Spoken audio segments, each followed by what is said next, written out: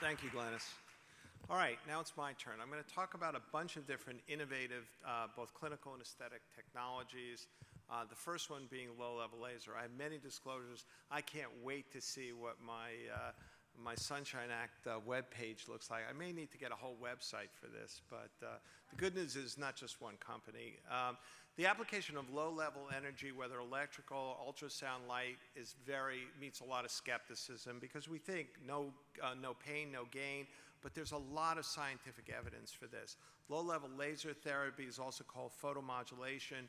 It can affect cellular processes, and many different wavelengths have been studied for this.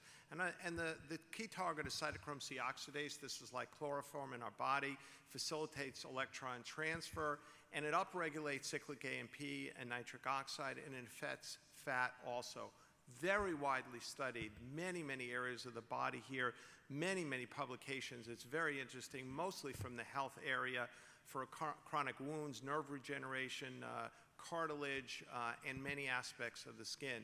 This is on pain, showing a reduction in post-surgical pain. And these are very easy to do controlled studies because you can do a sham control and patients don't know because there's no pain involved. It does have an effect on the adipose cell with cyclic AMP and a transient pour, and then triglycerides and fatty acids occur, and it's actually FDA approved. Now remember, fat is not all bad. It's the importance of the adipocytes. They are endocrine units in the body. They're an endocrine organ. But we also want to get rid of fat where we don't want it. At least I do, around the middle, probably more than anything else. We want something to be safe, effective, easy to master, low initial investment, FDA approved for an indication, and dermatologist friendly. And we can use red and green light. And these studies were done on the Aconia unit. 20-minute treatments 2 or 3 times a week. They're painless. The initial study is 67 patients, 3 times a week, painless, no downtime. And again, this was fully sham controlled. There was no other factors involved. About a 3.5-inch reduction in the test versus 0.68 in the sham.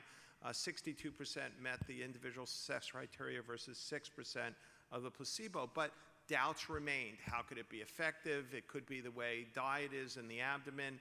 So what we did is we did a controlled study on arms. Diet is not effective. We measured with a zip line, which is very valuable. 2 U.S. sites, 62 subjects, no diet change, no supplements, 3 times a week for 2 weeks. We measured baseline, 2 weeks, 4 weeks, and then we did a long-term follow-up, approximately 7.6 months after.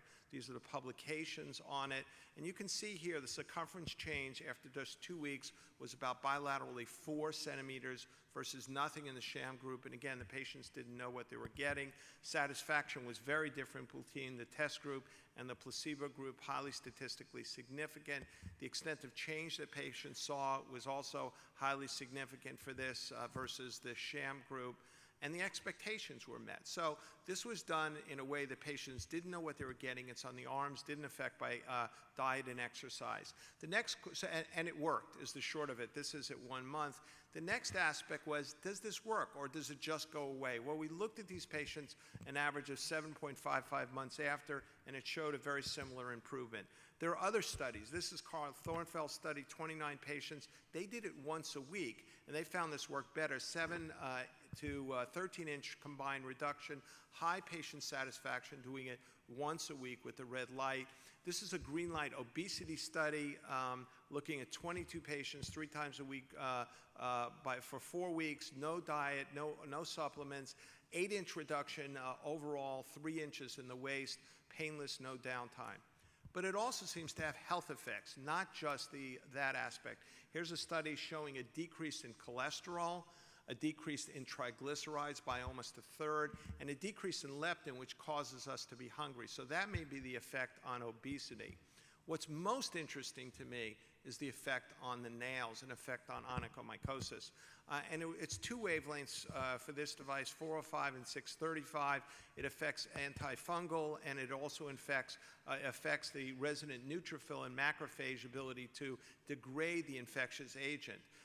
This is a device, you put your foot in it, and essentially it doesn't hurt at all. 2 to 4 treatments for this. It is not yet FDA approved. The data is at the FDA at this time. This is a first study that was done, or that was completed, 105 patients with at least 25% nail involvement. All toenails received active treatment.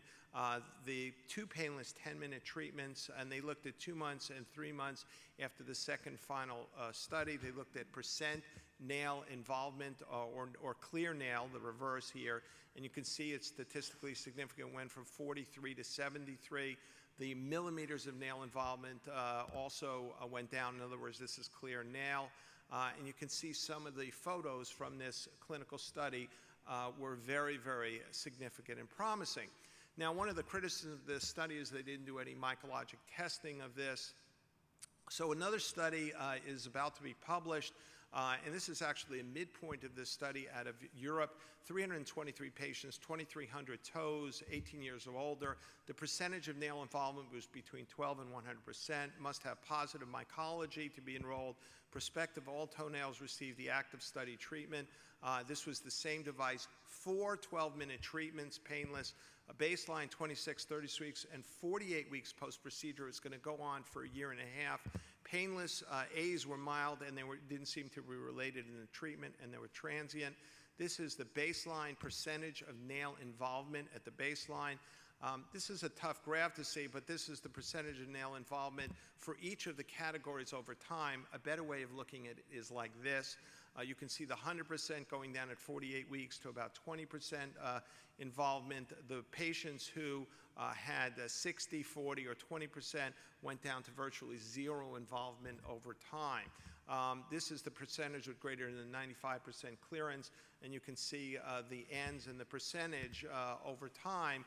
And again, this is just a question of 48 weeks. It takes a lot of time for the nail to grow out, and it's expected to continue to get better over time. So this is very, very exciting.